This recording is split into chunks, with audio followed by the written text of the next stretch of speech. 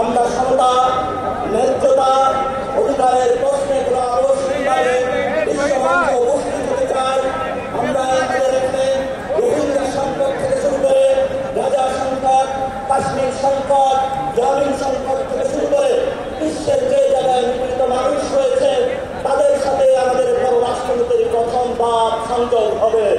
বিশ্বের যারা নতুন জনতা রয়েছে, বিশ্বের যারা নিপীড়িত মানুষ রয়েছে তাদের সাথে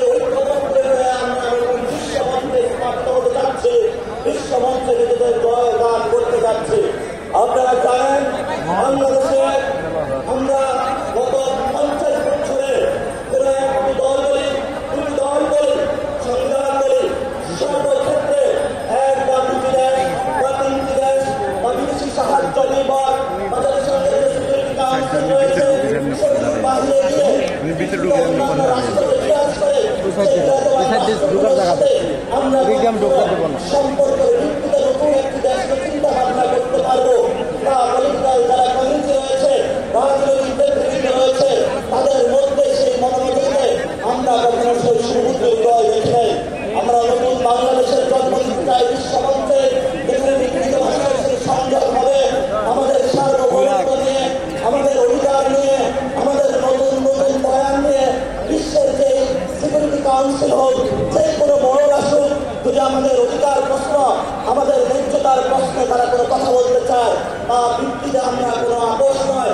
নতুন বাংলাদেশ, নতুন বিশ্বমঞ্চ গঠনে আমরা নতুনভাবে আবির্ভূত হব। সংগ্রামী জনতা এবং উপস্থিতি আপনারা জানেন দক্ষিণ এশিয়াতে আমরা একটি জাতিগত বৈষম্যের মধ্য দিয়ে যাচ্ছি। এখানে গরিবদেরকে নিপীড়ন করা হয়েছে, মুসলমানদেরকে নিপীড়ন করা হচ্ছে, বাঙালিদেরকে নিপীড়ন করা হচ্ছে, বিভিন্ন জায়গায় যারা জাতিগোষ্ঠী রয়েছে তাদেরকে নিপীড়ন করা হচ্ছে। দক্ষিণ এশিয়ার যে শান্তি প্রতিষ্ঠা, আঞ্চলিক সার্বভৌমত্ব রক্ষা, সেখানে বাংলাদেশ নেতৃত্ব গ্রহণ করতে চায়।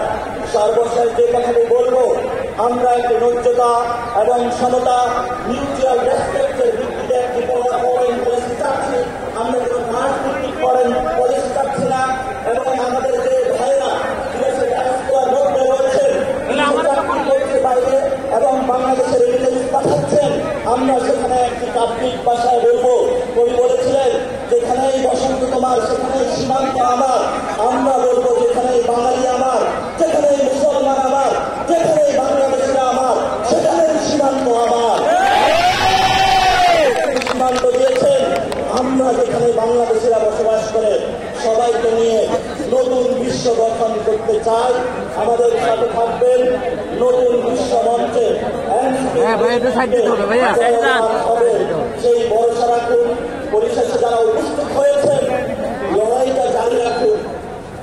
আপনারা 1 বছর ধরে মাঠে আছেন, কোনো টাকা পয়সা ছাড়া, কোনো তদবির ছাড়া, কোনো টেন্ডারবাজি ছাড়া, কোনো চাঁদাবাজি ছাড়া।